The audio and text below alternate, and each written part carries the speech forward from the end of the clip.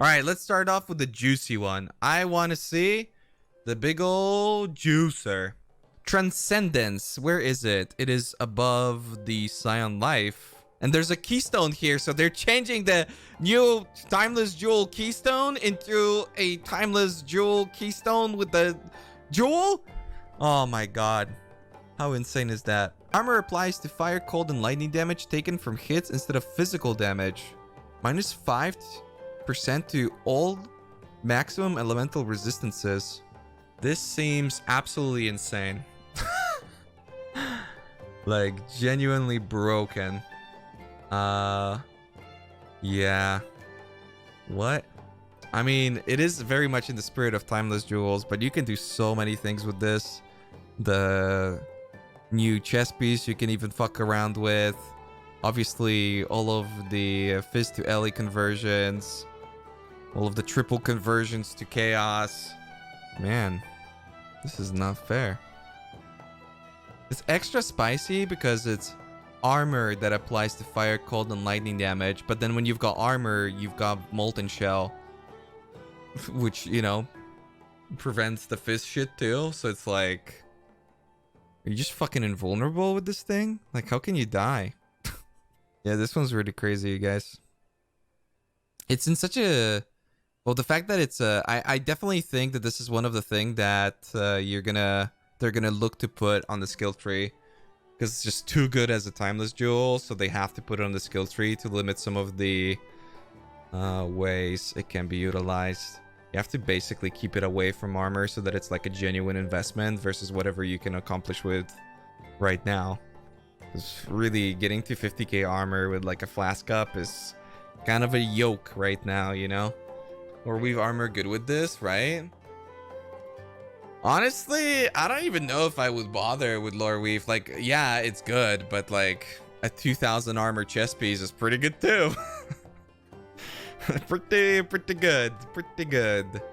You just die to fizz damage with this node since it implies instead. Well, that's the thing. You don't really die to physical damage because you can convert like almost, well, in some cases all of it, but the majority of physical damage to elemental. So you don't actually receive any physical damage. And then also because you're scaling armor, you have Molten Shell, which is fucking absolutely bonkers. So a familiar call. What is this? Jewelry of Pharaoh. Item level 100. Shaper plus Hunter item. Shaper plus Hunter. I could use that on a bunch of my builds. It's weird that it's... Well, it's not weird, I guess. But it's too bad that it's jewelry. I wish it was... like literally anything else. I mean, boots, gloves, and helmet would be cooler, but jewelry is still pretty cool. The new Essentia Sanguis. There is a lot of stats. It's still Volclaw. Level 66. 8% chance to block attack damage while dual wielding claws. Increased physical damage. Adds 1 to 200 lightning damage. The base damage is this. The attack speed is this. So not a lot. Obviously you've got the flat lightning. The increased attack speed. 32 maximum energy shield. 50% reduced maximum recovery per energy shield leech. 50% reduced maximum recovery per energy shield leech? Energy shield leech effects from attacks are not removed at full energy shield. Ghost Reaver. Energy shield leech effects from attacks are not removed at full energy shield leech. I wonder if that's a 2.5 or a 5 second. But 50% reduced maximum recovery per energy shield leech. What can you really do with this? Like, it screams caster pretty much, but like, not really. It could be very powerful on like a setup that just has an absurd amount of damage, but like then you have this... I mean, it is from attacks that it's not removed, and you get the Ghost Reaver. I don't think... Like, this would be a really good weapon if it had more damage, but like, with this damage? With the current Abyssal Jewels? Maybe, but would you really go through that effort as opposed to scaling through Fizz? It's slow. It hits like a noodle. I don't think the redeeming qualities are good enough. Path of Exile Harvest FAQ. How do I make my plants grow? Interesting. Seeds specify how many cycles of growth they require before they'll be ready for harvest. When you open a seed cache in the main game, it will count as one growth cycle within your garden. Even more reason for it to auto-open. Avoid clicks. Come on, bruh. Pick it up like Azurite. If I don't feel like tending my garden, what happens if I skip entering the garden for a map? This has no negative effect on your garden. It just pauses your progress. You can leave it for as long as you'd like to return it to it when you're ready. Oh, I guess then that makes sense, right? The fact that it doesn't auto-open, you have to click it because sometimes you might want to skip a cycle and stuff. Okay. Okay. If it's really the only way to do it. How many new crafting options does Harvest introduce? There are over 45 crafting categories, resulting in over 250 different possible craft effects?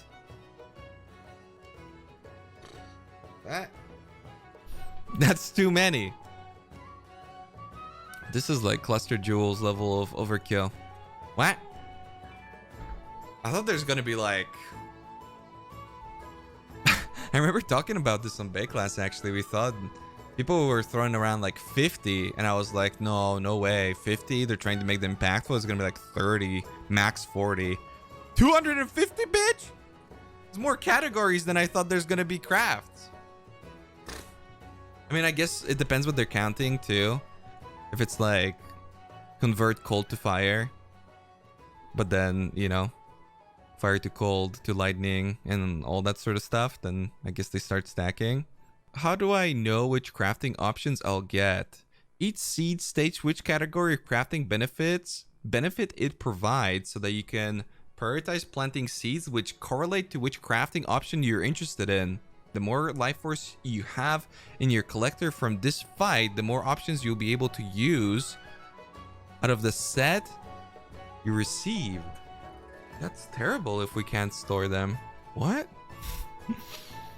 When you slay the monster from those seeds, their life force can be used to craft an outcome within that category. Yeah, but you need the actual craft itself too, right? Because they have the numbers on like the crafts available and stuff. Usually not have enough life force to use all of them. They hopefully get and be able to afford the one you really wanted. I hate this. If there is no way to store these, man, that is even worse than I thought it's gonna be. Holy shit. Why? Because if you close the instance, it's gone. Let's say you only needed 1 out of the 8 that you planted right now, and then the other ones are still worthwhile outcomes that you now need to get a base to do it. If you close the instance, it's done.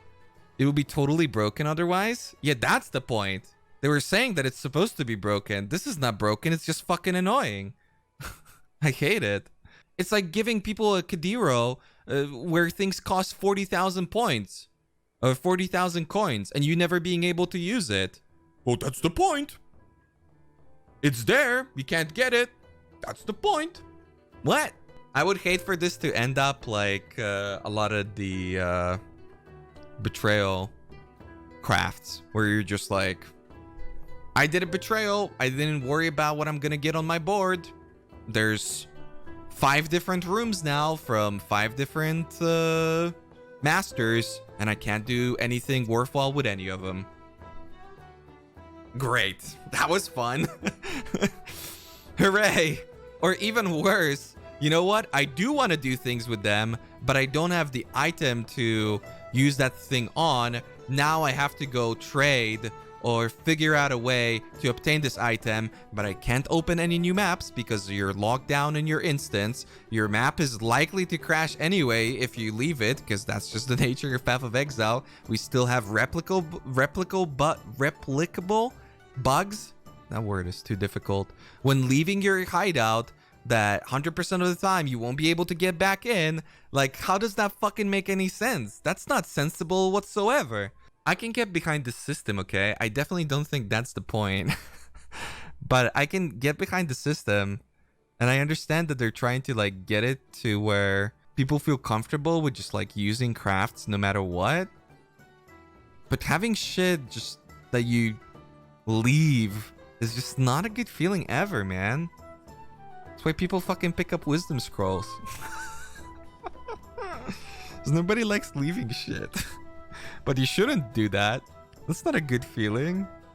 If it's 45 categories and there's 250 possible crafts, that means that it's going to be like an average of, you know, 5-6 crafts per category. So it could be that people are going to be focusing on like very specific results and therefore not running into the issue of potentially having multiple good outcomes out of a single like seed planting session, where they're gonna get a craft that's really good that they don't need, and they're gonna get a craft that's not that good but they do need it, and now the craft that's really good and really rare they won't be able to utilize.